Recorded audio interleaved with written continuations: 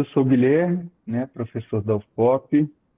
É um prazer fazer parte da organização do Dia Mundial da Lógica mais uma vez com o Alex, né? A gente já organizou outras edições, agora dessa vez contando com participação prestigiosa aí do prestígio da participação do Abílio.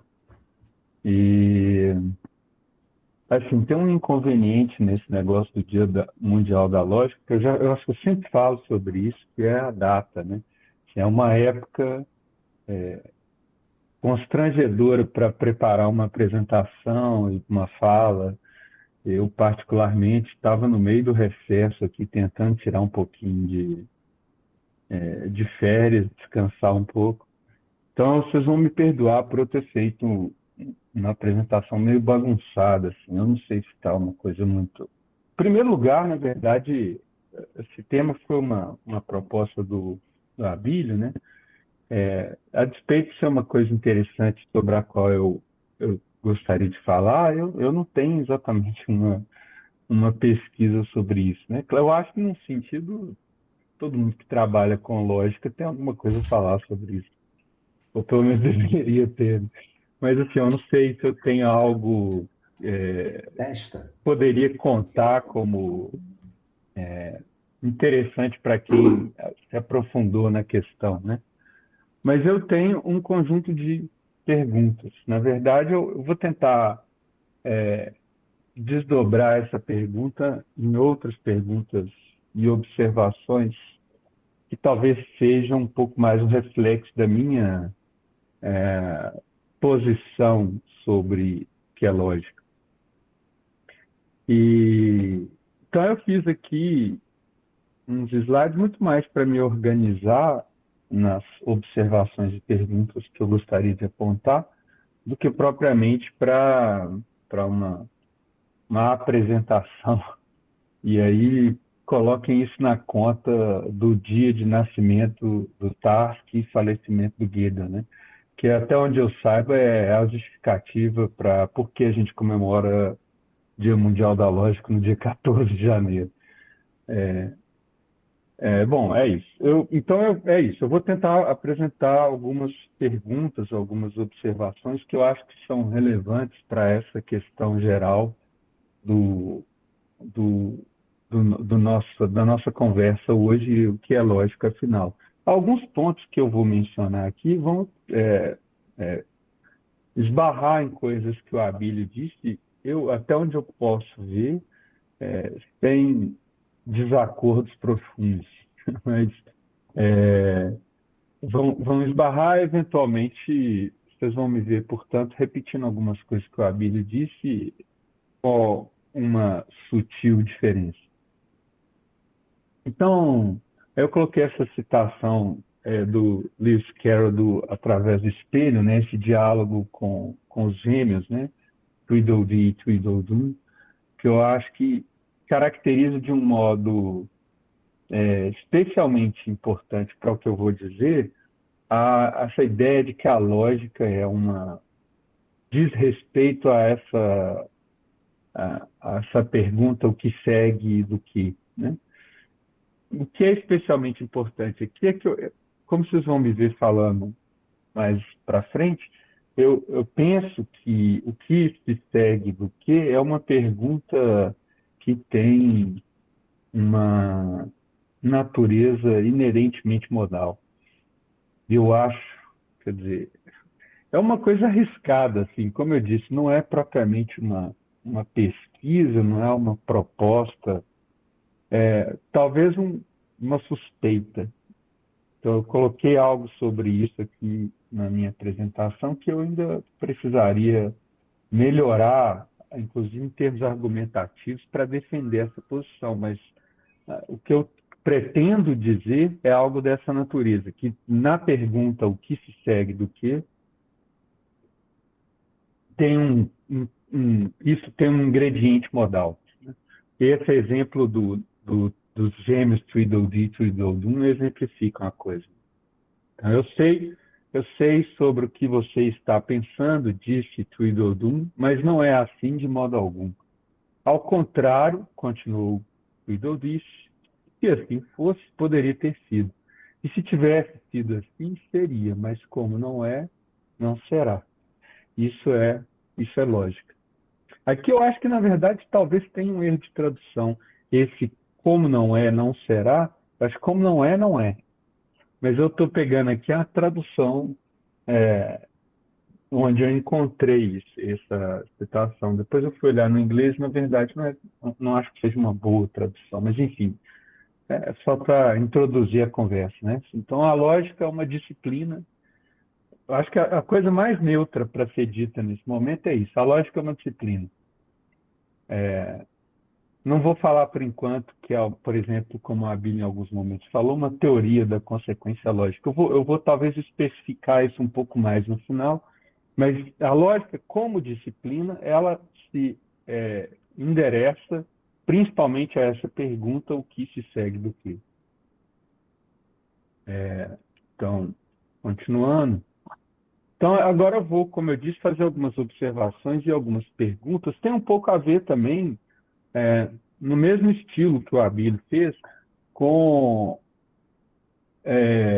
experiências adquiridas com a aula de lógica. Nem tudo que eu vou falar aqui é muito teórico. Tem algumas coisas que eu refleti por ocasião de ter a experiência de dar aulas de lógica. Essa é uma delas. É muito comum, a gente ouve com muita frequência essa caricatura da lógica como sendo uma disciplina instrumental, como sendo uma ferramenta, né? A lógica é vista, às vezes, estereotipicamente, como uma espécie de ferramenta ou como uma espécie de instrumento. E, claro, isso pode ter alguma razão, né? Assim, pode ter algum fundamento, mas, de um modo geral, eu penso que seja uma visão equivocada da lógica. Assim, esse item aí é uma razão pela qual eu acho que faz sentido dizer que tem algo de ferramental na lógica, né? No sentido de que, como uma disciplina, ela fornece ferramentas, né? Técnicas de formalização, por exemplo, resolução de problemas, demonstração, modelo, codificação, no sentido geral, ferramentas conceituais. A gente pode dizer que, olhando para a lógica, se pegar um livro de lógica, vários livros de lógica, você vai encontrar isso, vai encontrar muitos tipos distintos, cada um mais sofisticado e mais útil que o outro, de ferramentas conceituais. Então, nesse sentido, a gente poderia dizer que a lógica tem algo de instrumental. Mas, por outro lado,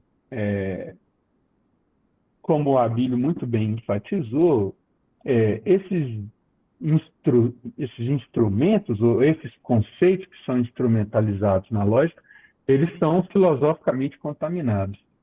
Quero dizer com isso que tem questões filosóficas subjacentes a esses conceitos, né, que estão na base desses conceitos.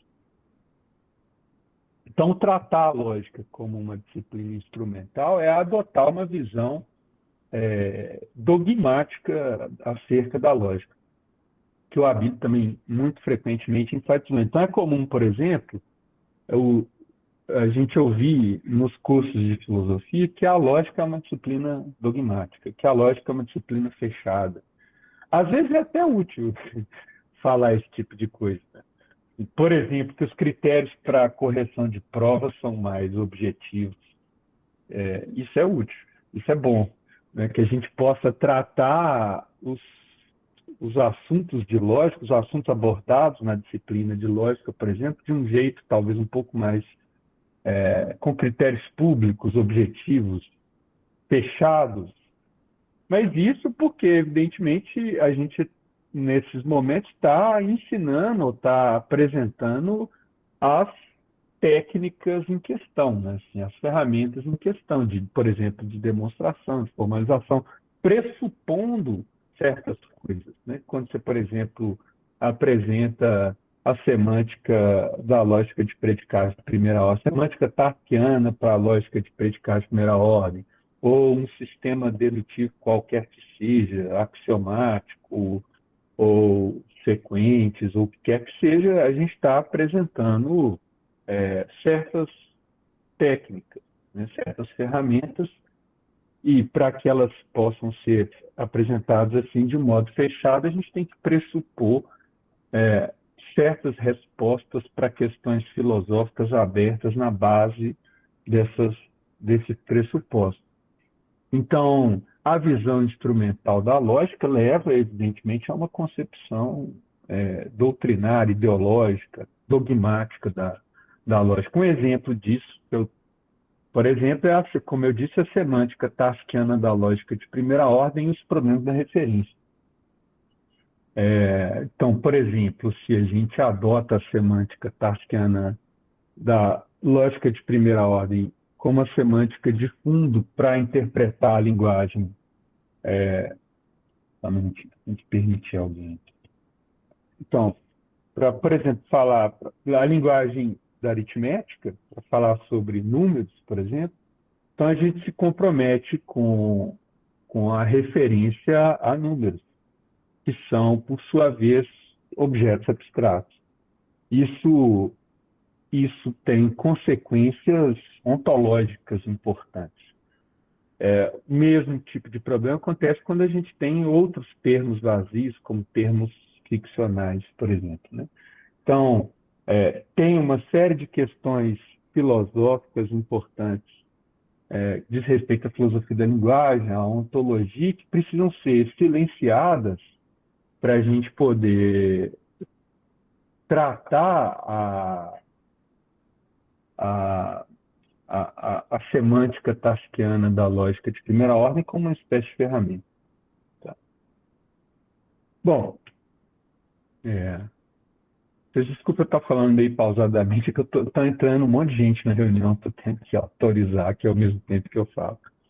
Mas uma outra questão, então, a primeira, essa pergunta sobre se a lógica é instrumental. Eu acho que isso é como eu disse, uma caricatura equivocada da lógica.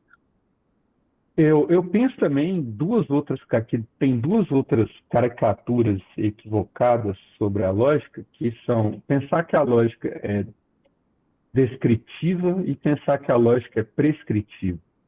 Eu acho que nos dois sentidos a gente está meio confundindo lógica com psicologia. Enquanto estudo da consequência lógica, de novo, tentando responder a pergunta o que segue do que, a lógica, muito frequentemente, é pensada como oferecendo uma descrição do modo como a gente pensa, ou como inferimos, né? Ou como regras, oferecendo regras sobre como deveríamos pensar ou como deveríamos inferir. Isso aparece muito frequentemente, por exemplo, na lógica aristotélica, ou na lógica de tradicional, né? Essa imagem, ou mesmo no que o Abílio falou sobre Kant, né? Eu acho que a interpretação descritiva da lógica é falsa, empiricamente falsa. Por exemplo, a gente pode aduzir como contra-exemplos do caráter descritivo da lógica a falibilidade lógica dos agentes. Tem uma série de problemas estudados em epistemologia que podem ser resolvidos abandonando o pressuposto da onisciência lógica, porque os agentes reais são falíveis, logicamente falíveis. E, portanto, se a gente pensar a lógica como sendo uma descrição do modo como nós inferimos ou do modo como nós pensamos, a gente deveria pressupor que os agentes a princípio, deveriam pressupor que os agentes são infalíveis, são logicamente infalíveis.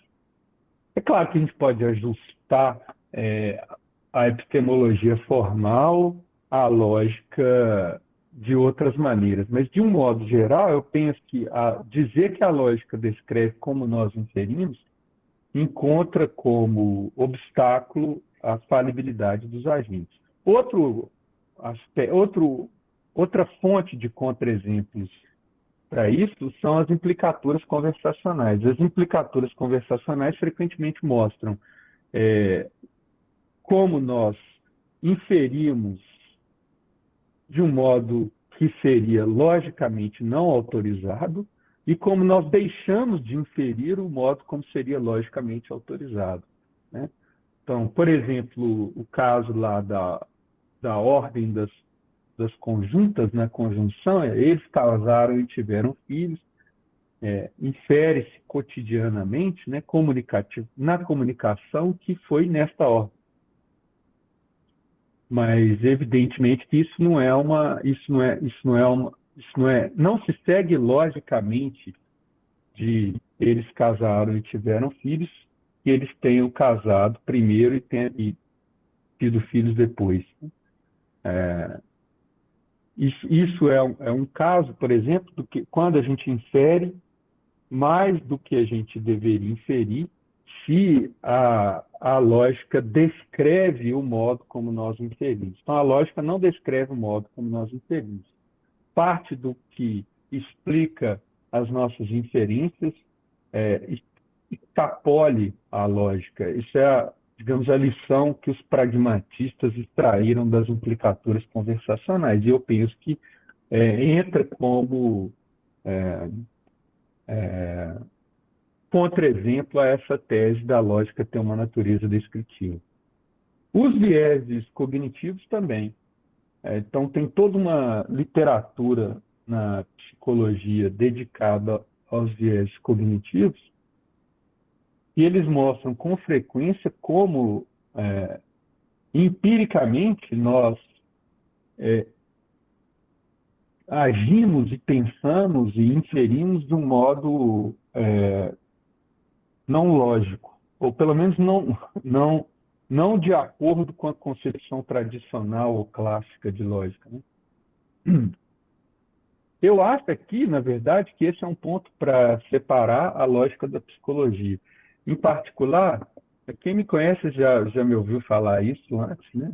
Mas eu tenho um pouco de alergia com essa literatura sobre lógica informal por essa razão.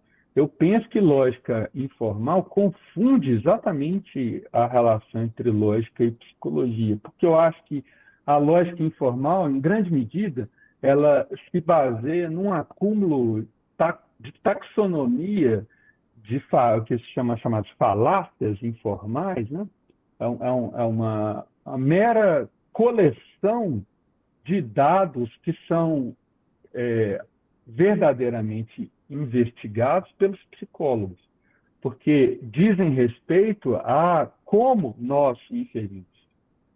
Eu acho que isso é, num certo sentido, confundir lógica com psicologia, tanto pelo lado da lógica não ser descritiva, como eu disse antes, como pelo que eu vou dizer depois, por ela também não ser, ou não deveria ser vista como uma disciplina prescritiva. E aí, bom, então, conectando já com o ponto 5 aqui, a interpretação prescritiva da lógica, como eu já falei antes, né, é ideológica e dogmática. O que ela faz é negligenciar as questões filosóficas que estão lá no fundo dessas, dos, dos pressupostos, né? Então, por exemplo, o princípio de não contradição e o princípio do terceiro excluído, eles se baseiam em teses filosóficas sobre a verdade. Como o próprio Aristóteles indica na metafísica, né, ele chama disso que são princípios primeiros, né, são teses metafísicas, não são teses lógicas. Quem já teve a oportunidade de estudar um pouco, por exemplo, lógicas paraconsistentes e lógicas paracompletas, já viu que, por exemplo, não é necessário que esses princípios, enquanto nas suas respectivas versões inferenciais ou nas suas respectivas versões tautológicas, né, a negação da contradição ou a disjunção de uma fórmula com a sua respectiva negação, e não precisa espelhar a tese filosófica de fundo. Por exemplo, na lógica do paradoxo do Graham Priest, né, que é uma lógica paraconsistente, a LP, tanto o terceiro excluído quanto o princípio de não contradição, eles são tautologias preservadas, né? São preservadas enquanto tautologias em LP. Mas, num certo sentido, a lógica responde a uma demanda filosófica que é para assumir a tese de que algumas contradições são verdadeiras. Então, agora, são pressupostos filosóficos. Você pode, evidentemente, colocar esses pressupostos filosóficos em disputas. Então a lógica pensada como tendo uma natureza prescritiva, ela pressupõe a resposta apressada para certas questões filosóficas para recomendar, por exemplo, como as pessoas deveriam raciocinar. Então, no fundo, eu acho que é equivocado pensar que a lógica tem uma natureza prescritiva, porque parece pressupor que a gente saiba responder questões como essas, por exemplo, acerca das, do comportamento da verdade, né? Do comportamento lógico da verdade. Claro, você pode formular uma teoria da verdade que adota uma certa lógica, etc. Mas, enfim, eu acho que tem um exemplo que me ajuda. Eu acho que esse exemplo é um exemplo que mostra as posições que eu estou defendendo aqui sobre essa relação entre a lógica, sobre a natureza prescritiva e descritiva da lógica, que é a tarefa de Wason, né?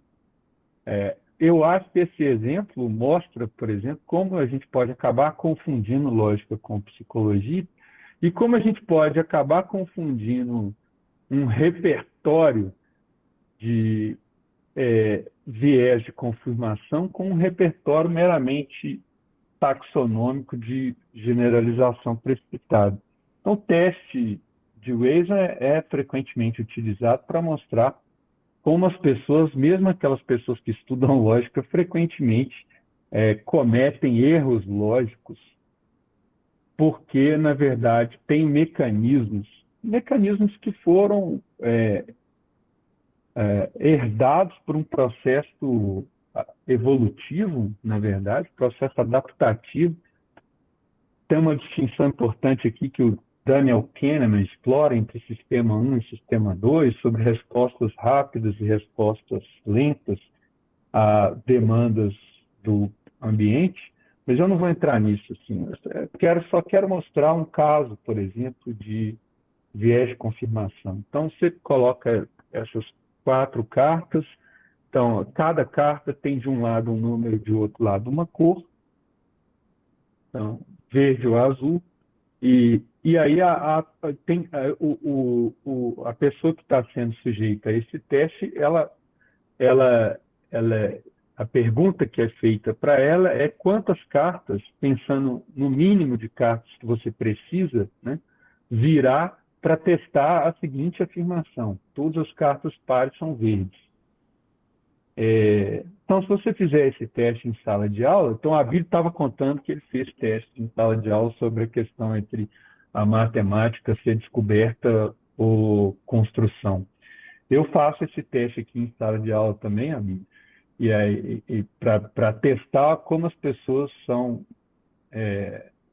empiricamente péssimas em fazer inferências dedutivas. O que acontece majoritariamente quando esse teste é feito é que a carta verde aparece nas respostas. Então, você precisa virar a carta verde para testar essa afirmação. Mas a carta verde não precisa. A gente não precisa virar a carta verde para testar essa afirmação. Porque, evidentemente, se tiver um número par lá do outro lado, isso confirma a afirmação, mas se não tiver, não falsifica a afirmação, né? Não viola essa afirmação. O que a gente precisaria de virar, com certeza, para testar essa afirmação, são as cartas 8 e a carta azul, né? Porque se tiver uma carta azul do outro lado do número 8, se tiver azul do outro lado do 8, a afirmação é falsa. E se tiver um número par do outro lado da carta azul, a afirmação é falsa. O que quer que aconteça com as outras duas cartas não nos interessa. Isso, na verdade, tem a ver com a simetria entre verificar e falsificar, que foi explorada, por exemplo, pelo Popper, né, na filosofia da ciência. Mas o ponto aqui é, a gente tem um mecanismo que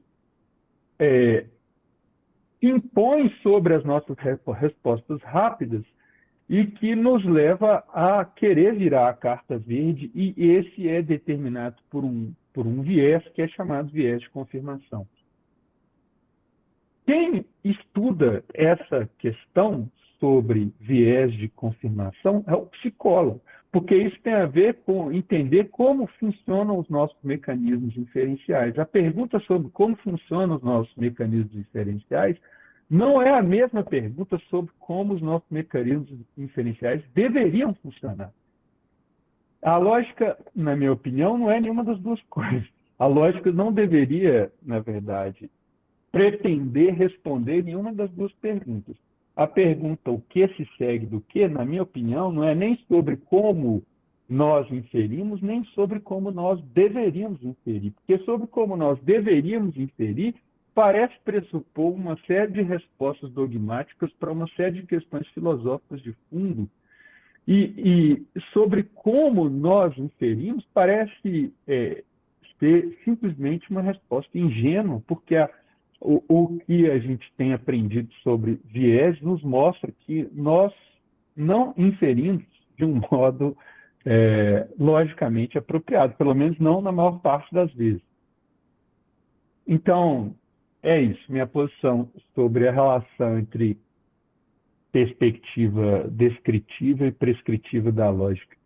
Então, se a lógica não descreve como a gente pensa, nem recomenda como nós deveríamos pensar, como é que ela se relaciona com as nossas inferências?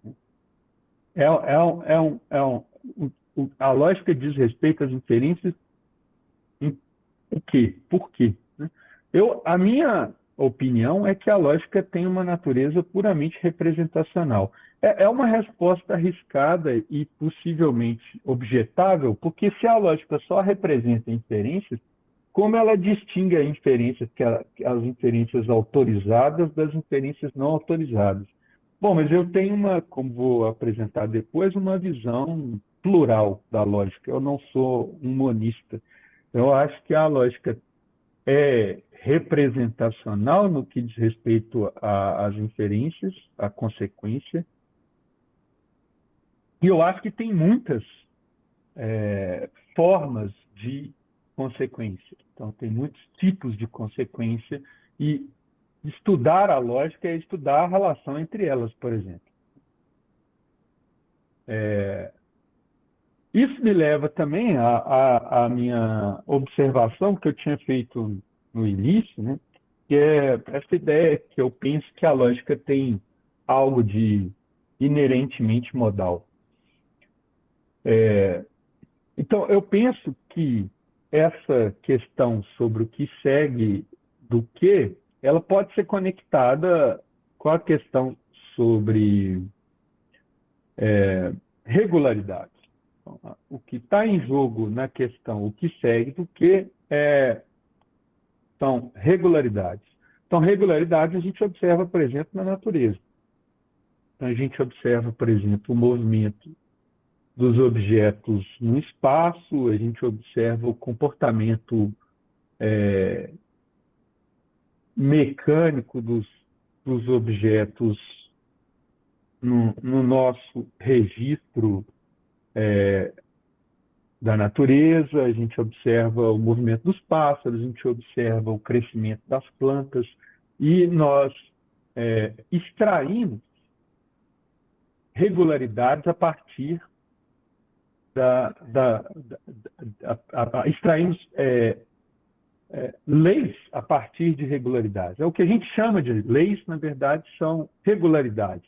São constrangimentos que a gente pode observar. A diferença entre constrangimentos, regularidades naturais e constrangimentos, regularidades lógicas, é que, evidentemente, as regularidades lógicas não aparecem na natureza, não aparecem, não são, pelo menos no sentido tradicional, não são observáveis. Mas o que a gente gostaria de poder caracterizar como sendo uma regularidade lógica é uma coisa do tipo, é algo como é, o que se segue do que baseado em todas as nossas, a coleção das nossas, dos nossos registros, para não falar experiência. Eu acho que então a relação entre leis naturais e leis lógicas é uma coisa do tipo. Eu acho que as leis lógicas são um tipo especial de lei, mais forte do que as leis naturais. No sentido mais forte, no sentido de que toda lei lógica é uma lei natural, mas, quer dizer, tudo que é logicamente necessário é naturalmente necessário, mas nem tudo que é naturalmente necessário é logicamente necessário. E, portanto, tudo que é logicamente. Aqui eu acho que eu inverti errado, tá? Então, tudo que é logicamente necessário é logicamente natural. Do lado direito aí o diagrama está certinho. Agora, do lado esquerdo, tudo que é naturalmente possível é logicamente possível, mas nem tudo que é logicamente possível é naturalmente possível. Então tem uma inversão. Eu, na hora fazendo as pressas aqui, eu repeti, tá? Mas então, isso eu acho que espelha, portanto, uma relação modal entre leis, tipos de leis, que eu acho que é instrutivo, na verdade, sobre o que é a lógica. Um outro aspecto que eu acho que parece denunciar a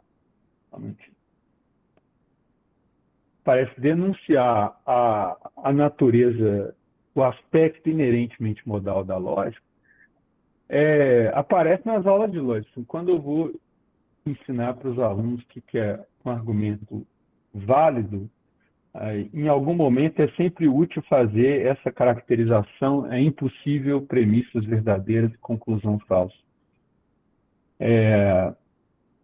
Que é impossível premissas verdadeiras e conclusão falsa, claro, pode parecer só assim, um cacuete, né? Um jeitinho de falar, mas que se a gente for precisar melhor, pode talvez ser o caso de que esse termo impossível seja eliminado dessa caracterização. Eu acho que é mais complicado do que isso. Eu acho que não é tão facilmente eliminável esse termo modal da caracterização da validade. Então, a gente diz, por exemplo, que alfa é consequência semântica, né, ou consequência tautológica, para utilizar a terminologia do Mortari, que o Abílio mencionou. Se, e somente se, todo modelo de gama é também modelo de alfa. Ou seja, não existe, é impossível uma estrutura que seja modelo de gama e não seja modelo de alfa. Não existe aqui, não é uma afirmação que não seja baseada num tipo de restrição. Não existe porque não poderia existir. Pela a não existência de modelos é estabelecida em termos de impossibilidades. Eu acho, portanto, que a caracterização, mesmo descrita do modo mais preciso, eu posso estar errado sobre isso, mas eu gostaria de entender melhor se é eliminável, como seria eliminável. Então, a gente tem um monte de lógicos super inteligentes aqui hoje, né? Prestígio de ter alguns lógicos muito inteligentes acompanhando essa conversa, talvez possam me desmentir de um modo instrutivo. E aí, se eu tiver certo sobre isso, então, a contradição, por exemplo, a conjunção, aqui pensando contradição em termos sintáticos, né, como sendo a conjunção de uma fórmula com a sua respectiva negação.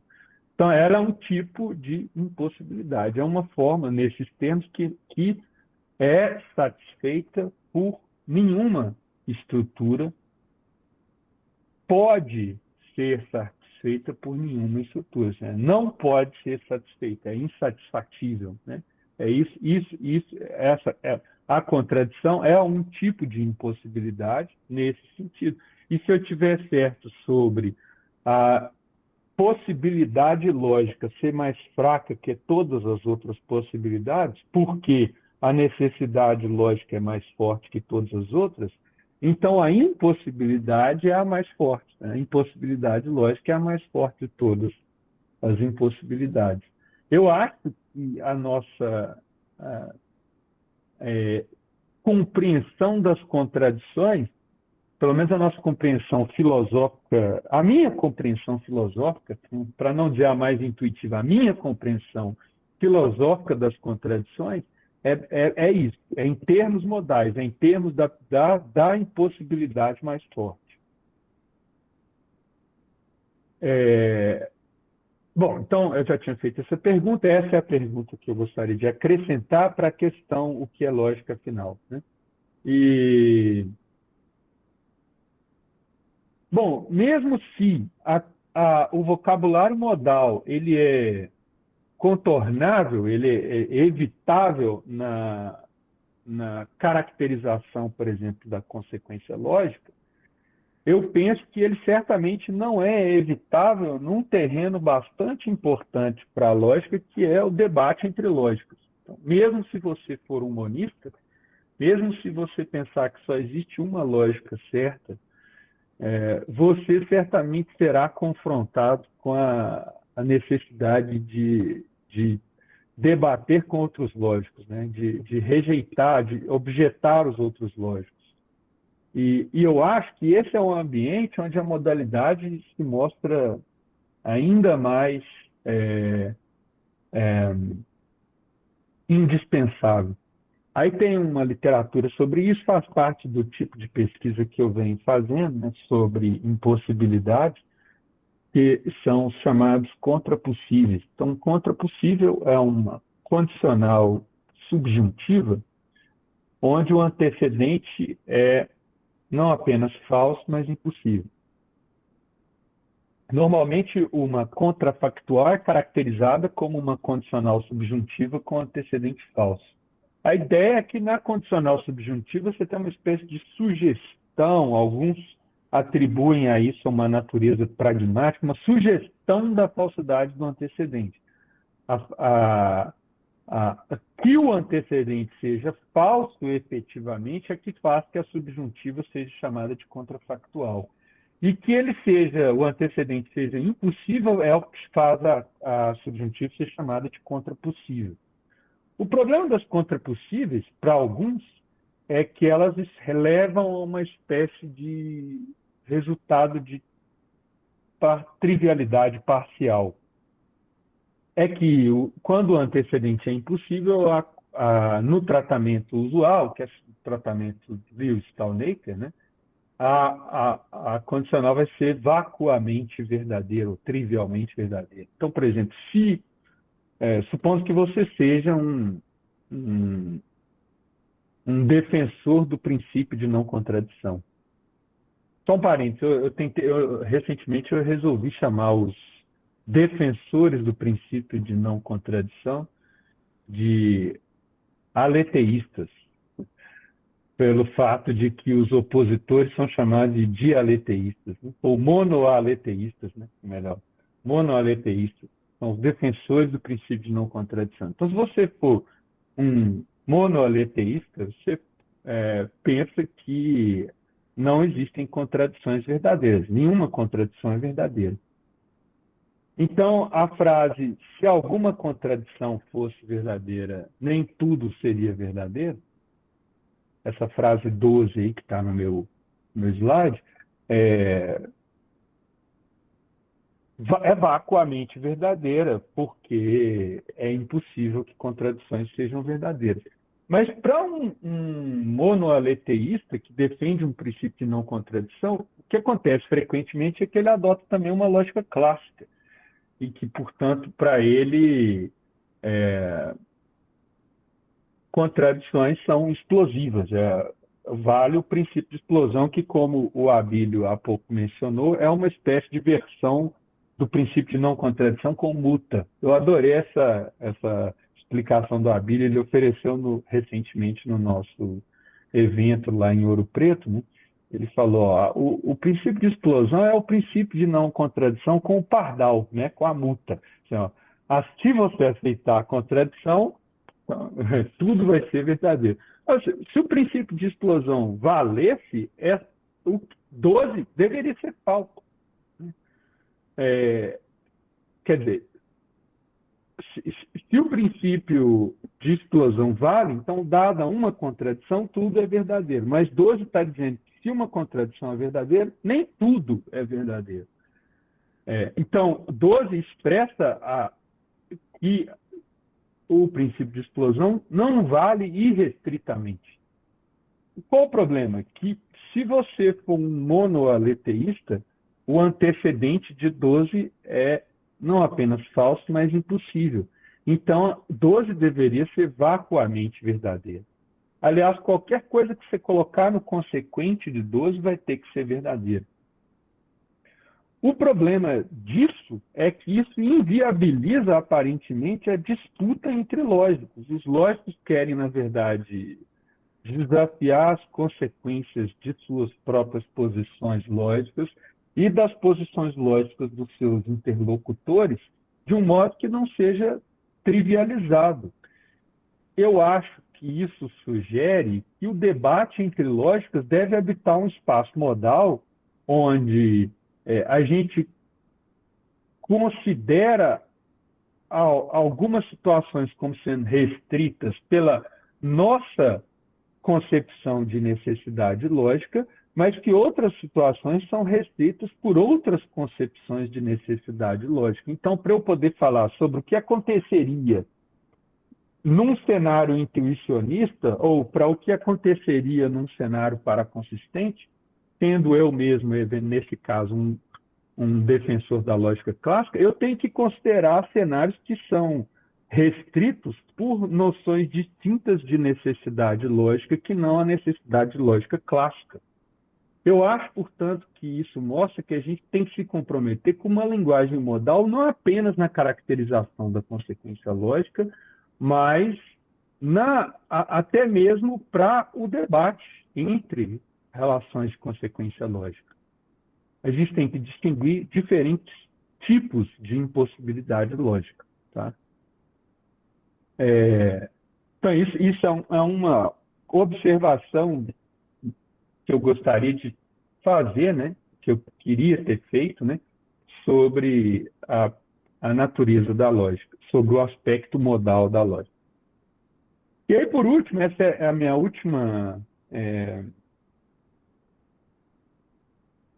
observação, né? Então, eu falei um pouco sobre a lógica não ser instrumental, sobre ela não ser prescritiva nem descritiva. Falei sobre a lógica ter um apelo para a linguagem, então, um apelo para uma linguagem modal. E o último ponto é sobre a ideia de uma teoria da consequência lógica. Como eu disse lá no início, eu concordo que a pergunta norteadora da lógica é o que segue do que. Num certo sentido, eu concordo também que a lógica é uma lógica, como o Abílio disse, né? É uma teoria da consequência lógica. Uma teoria da consequência lógica no sentido de um conjunto de fórmulas. Mas uma teoria no sentido de dar uma axiomatização para capturar o conceito de consequência lógica, sabidamente não dá, né? Pelo menos, e esse é um resultado limitativo dentre aqueles que o Abílio mencionou, que eu gostaria de pautar aqui. Então, eu vou dizer agora, nos próximos 2 slides, que uma teoria da consequência lógica, uma teoria consistente, pelo menos, da consequência lógica, do conceito ordinário de consequência lógica, não tem. E tampouco temos uma teoria do conceito, de novo, do conceito ordinário de demonstrabilidade. E isso se deve aos resultados limitativos que o Abílio mencionou, como teoremas da incompletude, indefinibilidade, etc., que eu vou mencionar aqui. Eu acho que, junto com todas as observações que eu fiz antes, isso aponta para aquela coisa da natureza do, é, do barco de Teseu, explorado na metáfora do Noira, né? Que a lógica é um pouco, dado a ubiquidade e o aspecto e a natureza pervasiva da lógica, então a gente não consegue muito bem caracterizar o que é lógica, porque a gente tem que fazer lógica para caracterizar o que é lógica. Então, no limite, a pergunta o que é lógica, afinal, não vai encontrar uma resposta muito analiticamente satisfatória, porque a gente não vai conseguir pular fora do barco para poder consertar o barco, para poder descrever quais são as peças essenciais que constituem o barco. Eu acho que tudo que eu disse até aqui depõe em favor a isso, e o que eu vou dizer finalmente agora, ainda mais, no sentido de que eu arriscaria concluir, junto com o Dummett, que, assim como o conceito de verdade, conceitos como prova e consequência lógica são indefinidamente extensíveis. Então, a gente não consegue exauri-los numa caracterização. Então, o primeiro, né, assim, que é conhecido às vezes como paradoxo de Montague, ou às vezes também como paradoxo de Gödel, porque é uma espécie de versão absoluta da sentença de Gödel. Todo mundo sabe, eu suponho, né? Assim, todo mundo que já, quer dizer, todo mundo sabe que é um pouco exagerado, mas todo mundo que já entrou na conversa sobre teoremas de Gödel já viu a distinção entre a sentença de Gödel e a sentença do mentiroso. A sentença do mentiroso é paradoxal, a sentença de Gödel não é exatamente paradoxal. A sentença do mentiroso é paradoxal no sentido de que ela termina com uma contradição ou trivializando o sistema, porque ela é verdadeira se somente se ela é falsa, ou porque dela a gente pode derivar uma contradição ou coisa do tipo. A sentença de Gödel não é não é essa a situação que diz respeito à sentença de Gödel. Tem uma limitação que resulta da sentença de Gödel, mas a limitação que resulta da sentença de Gödel não é exatamente uma contradição ou uma prova de inconsistência ou de trivialidade. Isso se deve à noção em jogo, né, com o predicado envolvido, é o predicado de demonstrabilidade aritmética. Mas se a gente troca o predicado de demonstrabilidade aritmética, por exemplo, pensando numa teoria que tem um predicado que preserva certas propriedades da demonstrabilidade irrestrita, então o que a gente tem é uma situação tipo mentiroso, é uma situação, é uma sentença que trivializa ou que torna o sistema inconsistente. Isso é que é explorado nessa literatura dos paradoxos de Gödel.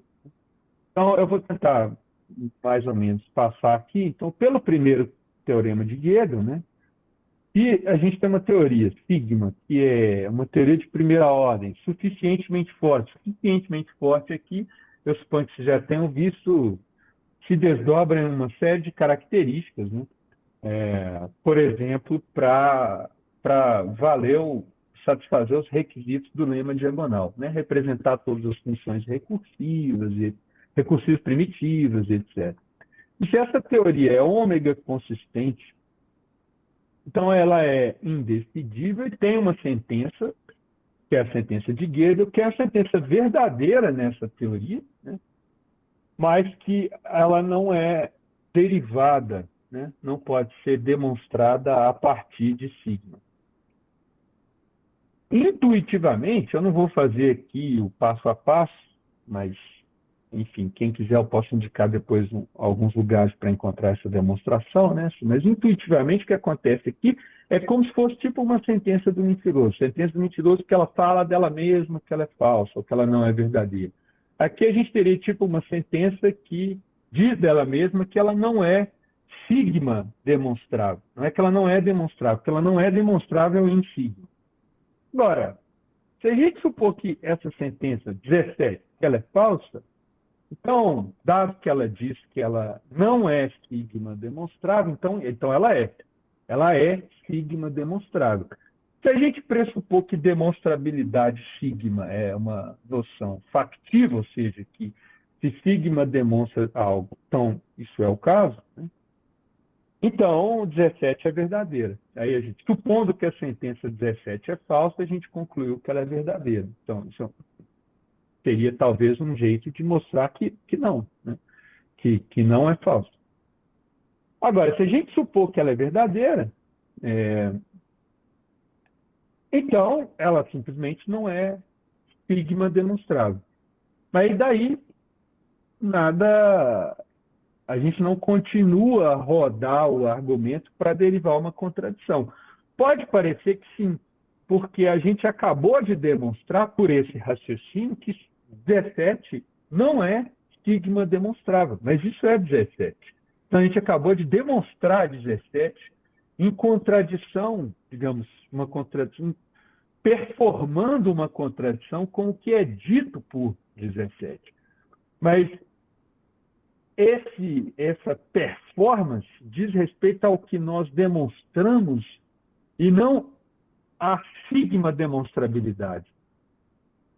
E é por isso que a gente diz que tem uma sentença verdadeira, mas que não é demonstrável, e ela diz dela mesma que ela não é demonstrável, e isso, digamos, não é contraditório. É um resultado limitativo, é um resultado de indefinibilidade para as teorias aritméticas, mas não caracteriza um resultado de inconsistência. Agora, se a gente estivesse lidando não com a noção de sigma demonstrabilidade, mas com a noção de demonstrabilidade, pensar assim, irrestritamente, né? Ou demonstrabilidade absoluta, ou se preferir, o conceito ordinário de demonstrabilidade, aí o problema é mais sério. Aí acontece o que está dito ali em 21. Porque a demonstrabilidade ela inclui a factividade e a necessitação. Ou seja, se a gente se a gente assumir como hipótese, né, ou como premissa que a fórmula G é demonstrável, então a gente a partir disso demonstra G. E se a gente demonstra G a partir de um conjunto qualquer de premissas, então a gente demonstra que G é demonstrável. Essas são as propriedades, digamos, requeridas pelo paradoxo de Montague. São as propriedades da noção irrestrita de demonstrabilidade. Se a gente tiver isso, a gente consegue, dado o raciocínio anterior, levar agora sim a uma contradição, porque aí supondo que G é falsa, a gente vai concluir que G é verdadeira. Supondo que G é verdadeira, G não é demonstrável, isso funciona como uma demonstração de G, e dado que a gente apresentou uma demonstração de G, a gente tem que G é demonstrável, uma demonstração da demonstrabilidade de G, usando a regra de necessitação desse operador ou desse predicado de demonstrabilidade. E aí o que vai acontecer com isso é que a gente, então, não pode ter uma teoria, isso parece sugerir uma lição que a gente pode tirar daí, é que não tem uma teoria consistente da demonstrabilidade. Nesse sentido, uma teoria do conceito no sentido tarskiano, uma teoria do conceito ordinário, uma teoria consistente do conceito ordinário de demonstrabilidade. Pela mesma razão que a gente não pode ter uma teoria consistente do conceito ordinário de verdade, pelas razões tarskianas, né?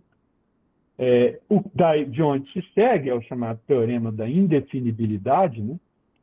E o conceito ordinário de consequência lógica também não, porque ele faz uso do conceito de verdade. Então, esses seriam resultados limitativos que impedem que a gente pense, por exemplo, que a lógica como uma teoria, né, da consequência, de um certo tipo de consequência. Sim, no sentido de que a lógica, por exemplo, a gente pode caracterizar a lógica de primeira ordem clássica como um certo conjunto de fórmulas, né? Então, você tem lá um conjunto de axiomas, uma relação sobre a qual esse conjunto é fechado, e isso é a lógica de primeira ordem clássica enquanto uma teoria. Agora, enquanto uma teoria do conceito, não. Eu acho que isso é um resultado que espelha essa natureza pervasiva e ubíqua da lógica que a gente não consegue deixar de fazer lógica quando a gente fala sobre o que é lógica.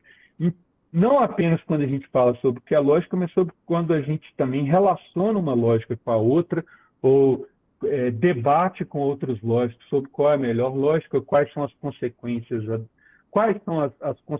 apropriadas daquilo que se supõe que seja o caso, né? Para emular de novo o diálogo do Tweedledum. Então, vou repetir, né? Eu acho que, inevitavelmente, a lógica tem algo como uma natureza modal e pervasiva e ubíqua em discussões como essas, por exemplo, que eu acho que são as discussões mais importantes que os lógicos fazem entre si, né? Se assim fosse, poderia ter sido, e se tivesse sido assim, teria, mas como não é, não será. Isso é lógico. Então, é isso. Agradeço pela paciência de me ouvir numa talvez assim, na primeira quinzena de janeiro, no meio do recesso de todo mundo.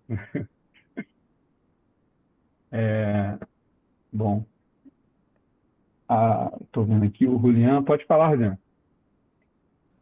Opa, pessoal, consegue me ouvir? Obrigado. Primeiramente, eu agradecer aí a iniciativa de vocês aí pro encontro, a despeito do momento. Não para mim, mas para quem tá de férias, né? Compadecendo a situação de vocês. Ô, Guilherme, eu teria uma observação, um comentário relacionando às coisas que eu estou estudando recentemente para dissertação e uma dúvida. Mais especificamente, eu estou em mente uma discussão que começou naquele livro do Actiomed, o The Concept of Logical Consequence, que lá o Actiomed vai propor uma série de argumentos para atacar a visão reducionista da modalidade. A tese que a gente consegue reduzir a modalidade embutida na noção de consequência lógica, é isso. Um argumento é válido se, somente se, você não tem contramodelos para ele numa linguagem formalizada. Ele vai atacar essa tese dizendo que ela é extensionalmente inadequada, porque quando você vai construir a classe de modelos que vai fornecer os contramodelos que vai determinar se o argumento é válido ou inválido, se não há contramodelos que sirva de contra-exemplo, o Actiomed comenta que a gente tem que usar já na lógica de primeira ordem com identidade certos axiomas de ZF, por exemplo. A gente precisa de ter um axioma do infinito por conta de certas sentenças de identidade, do tipo que afirma há mais de dois indivíduos, há menos de dois indivíduos. Meu ponto é que se essas teses, por exemplo, se eu tomar essas conclusões do Actiomed, por exemplo, ele diz: Por que isso me interessa? Porque no caso que eu estudo, né, que é o caso da relação de consequência lógica e validade de segunda ordem, esses casos ainda mais escandalosos, porque você tem como uma fórmula válida de segunda ordem com interpretação padrão a hipótese do contínuo, algo que na teoria de conjuntos ZFC ela é independente. Então, o que eu pergunto é se esse tipo de argumento que afirma que, por exemplo, afirma que é impossível você reduzir a noção modal numa classe de modelos, numa classe de estruturas matemáticas de maneira ontologicamente neutra, corroboraria, ou é outra questão que você está trabalhando, com sua tese do perfil modal, vamos dizer, não redutível, ou que a gente não tenha como reduzir essa noção modal que a gente tem inclusa, o perfil modal da noção intuitiva de consequência lógica, de validade, assim. Essa seria, na verdade, minha pergunta, colocando a minha observação com a dúvida que eu tive, assim. Uhum. Rolian, muito obrigado, cara, pelas perguntas. Como eu te falei no começo, eu não tenho, assim, uma, uma,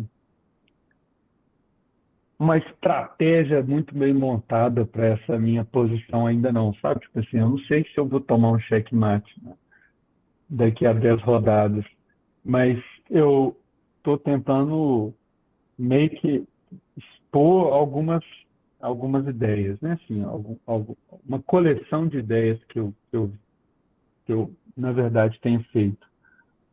Mas até onde eu posso ver, corrobora, assim.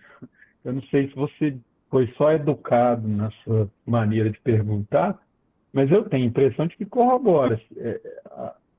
O argumento do Etmint corrobora a minha visão sobre isso, eu acho. Eu acho que justamente. Agora, tem que levar um pouco mais a sério essa noção, essa disputa sobre reducionismo modal e primitivismo modal, né? Assim, sobre se modalidades são redutíveis ou não. De um modo geral, na própria literatura sobre modalidade, que a gente encontra um impasse significativo para as análises das noções modais, né? Sem comprometimentos ontológicos muito significativos, como, por exemplo, o realismo.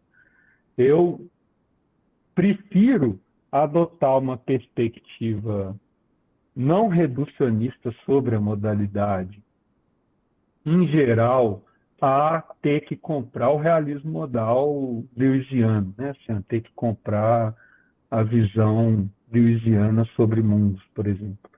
Então, para mim, possibilidades, quer dizer, mundos possíveis ou situações possíveis são conjuntos de proposições.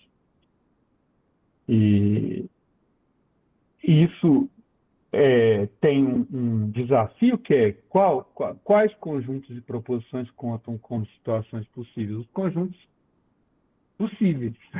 Por exemplo, os conjuntos que são logicamente consistentes, eu penso que expressam situações possíveis. Então, no final, a noção de possibilidade não é analisada. Eu não sei. Então, no limite, eu acho o que eu estou dizendo sobre consequência lógica e sobre demonstrabilidade, no final ali eu arrisquei dizer, são noções, são conceitos indefinidamente extensíveis, eu acho que se aplica a outros conceitos, como, por exemplo, possibilidade e necessidade. Eu acho que o tempo todo a gente está tentando resolver um quebra-cabeça com peças de outro quebra-cabeça. E aí o outro quebra-cabeça, para ser resolvido, precisa de a gente usar peças de outro quebra-cabeça. Faz uma avacalhação com os quebra-cabeças para resolver um problema que, no fundo, a gente já viu de antemão que não tem jeito de resolver bonitinho, né? Integralmente. Não sei se eu fui muito metafórico em te responder, mas sendo mais curto e grosso na sua pergunta, eu acho que corrobora. Se eu estiver errado, talvez você possa me corrigir, mas eu acho que corrobora. Não, eu estou pensando nessas coisas também aqui para as discussões mais recentes que mexendo. Não, e o tom do livro da Clemente é esse mesmo, assim, que uma camada de confusões, assim, certas recepções da proposta tasquiana fizeram com que quisesse trocar pato por galinha, pato por galo, fizesse essa troca, assim, de modalidades contra coleções de modelos, classes de modelos, essas coisas assim. Só marcar também meu interesse. Muito obrigado pela fala. Valeu, obrigado, Juliano. Abílio, você me perguntar alguma coisa?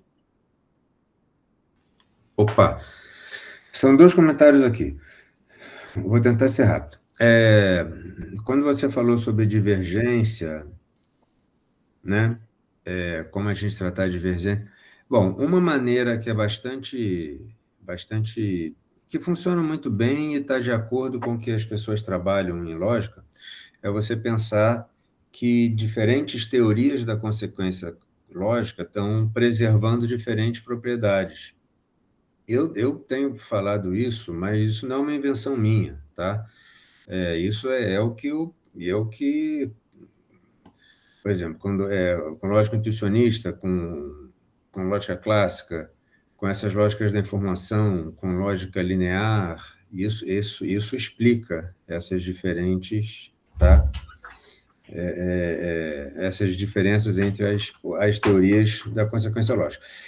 E uma coisa que o Guilherme começou falando, gente, que é para enfatizar aquilo que eu estava falando de uma incompreensão, tá? Do que a lógica faz na filosofia.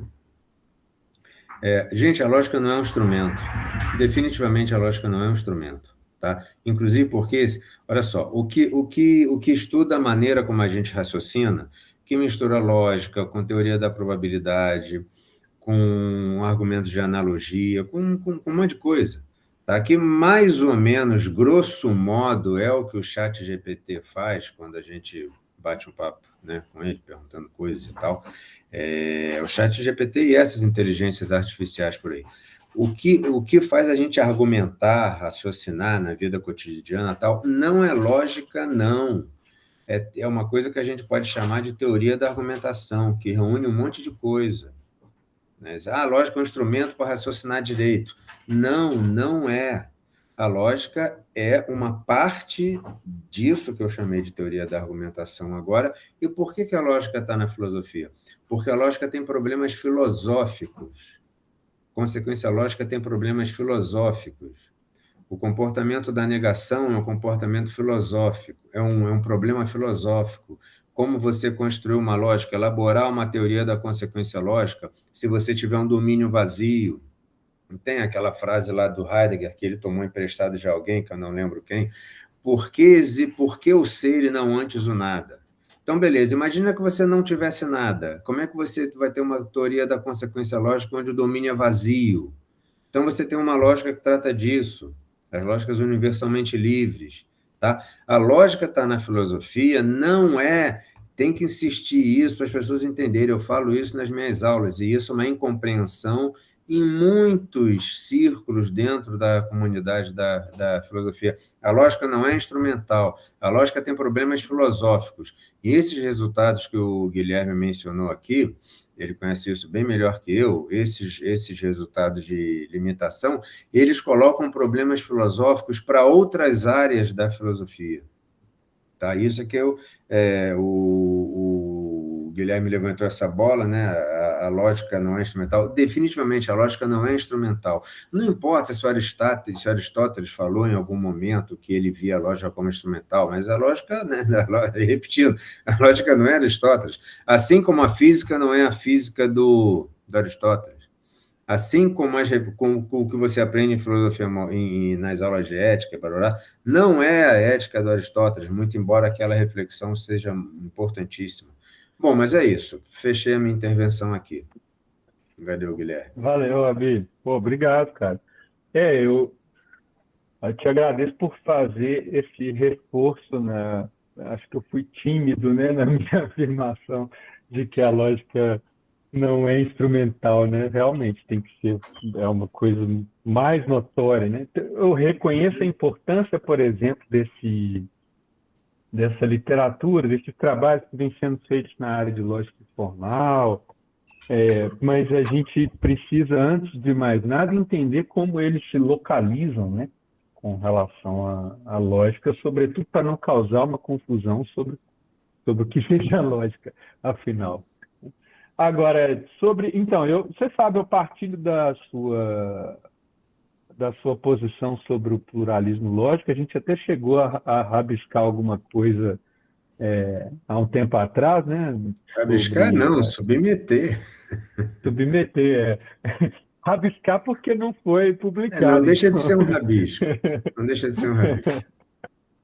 Mas foi rejeitado. Eu partilho da sua posição sobre o pluralismo lógico. Eu acho que. O ponto que eu tentei exatamente enfatizar foi esse. Por isso mesmo é que eu penso que a gente pode ter uma linguagem modal comum para distinguir distintas formas de impossibilidade. Então, eu penso, por exemplo, que deve haver uma linguagem para o diálogo entre o dialeteísta e o monoaleteísta. Eu acho que tem que ter uma linguagem comum para expressar a divergência. Não, linguagem tem.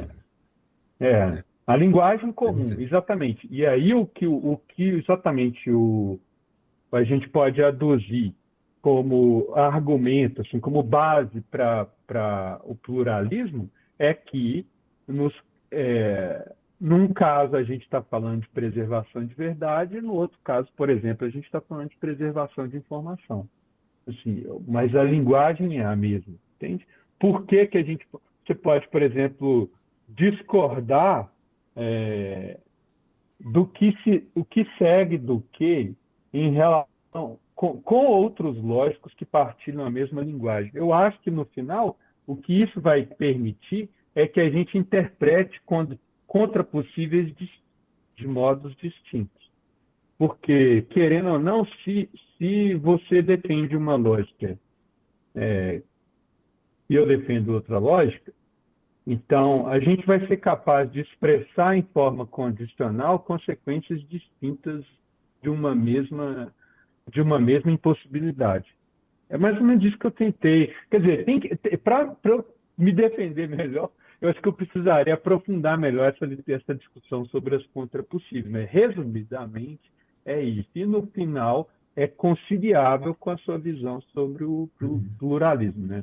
Não é divergente. Valeu, Abi. Acho que o Marcos, eu acho que talvez eu esteja um pouco atrasado, Marcos. Se você puder ser mais. Não, vai ser rapidinho. Eu vou só repetir a pergunta do Tarski aqui, modificada, porque o Abílio falou que você que é um especialista no esquema T, né? E aí, a pergunta é assim, bom, já que não é instrumental, né, que não é modelo de linguagem, quando ele está falando que P é verdade só se realmente P, então ele está colando a lógica em fatos do mundo, né? Assim, se a lógica não é uma psicologia, se ela não é uma linguagem instrumental, então ela é uma descrição, não, ela está em relação para como os fatos se comportam no mundo. O que ele está falando ali, o Tarski, quando P é verdade se somente se P? Obrigado. Desculpa. Valeu, Marcos. Primeiro, assim, generosidade do Abílio total. Já estudei um pouco de Tarso, mas estou longe de ser um especialista. Mas, assim, o que tem uma disputa sobre isso na questão do esquema T comprometer ou não uma concepção correspondencialista da verdade.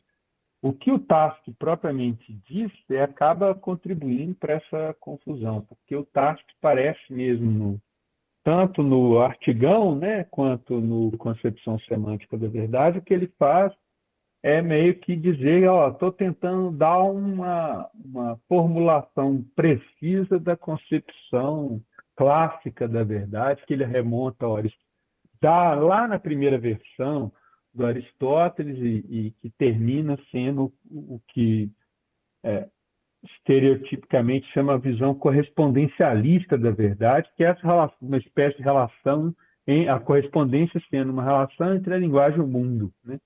Entre as proposições e os fatos. O próprio Tarski, então, dá a entender que sim, que ele está defendendo uma tese de tipo metafísica, ontológica, sobre a relação entre a linguagem e o mundo, né? Só que, de fato, o esquema T é ontologicamente neutro. Você poderia fazer o esquema T funcionar, inclusive para teorias não realistas da verdade, como a teoria pragmatista, a teoria coerentista. Elas podem preservar o esquema T. O esquema T é sobre uma propriedade do predicado, que alguns chamam de transparência, outros chamam de propriedade decitacional, ou, enfim, tem outros nomes, né? Que é uma propriedade do predicado. Portanto, não é exatamente sobre a relação entre a linguagem e o mundo, é sobre as propriedades desse predicado. A natureza é uma teoria estritamente semântica da verdade, a teoria fornecida pelo Tarski, e que vem junto com a introdução do arsenal instrumental da teoria de modelos, que foi fundamentalmente contribuição do Tarski, né? Então, a ideia aqui é introduzir a ideia de, por exemplo, introduzir noções como domínio, interpretação, sendo a interpretação uma função que leva dos termos para itens do domínio, ou que leva de predicados monádicos para subconjuntos do domínio, etc, etc. Essa é a ferramenta que está sendo introduzida, e o esquema T espelha uma propriedade do predicado verdade. E é claro que essa propriedade pode ser explorada para uma teoria correspondencialista que acaba por identificar ou por correlacionar as proposições com os fatos e que acaba por estabelecer fundamentar certas teses sobre a verdade em teses sobre o mundo, por exemplo, como o Wittgenstein, aquela coisa de isomorfismo. Mas aí isso leva para uma discussão, por exemplo, sobre o que são as coisas no mundo que fazem as proposições verdadeiras. São os truth makers. E a teoria da verdade tarskiana, o esquema T, a propriedade de transparência do predicado, independem da existência de truth makers. Isso pode ser inteiramente incorporado, por exemplo, numa concepção deflacionista da verdade. Mas, enfim. Ficou muito claro. Muito obrigado. Muito obrigado, viu? Valeu, mano. Bom, gente, eu vou encerrar a minha fala, que eu acho que eu já passei, e chamar o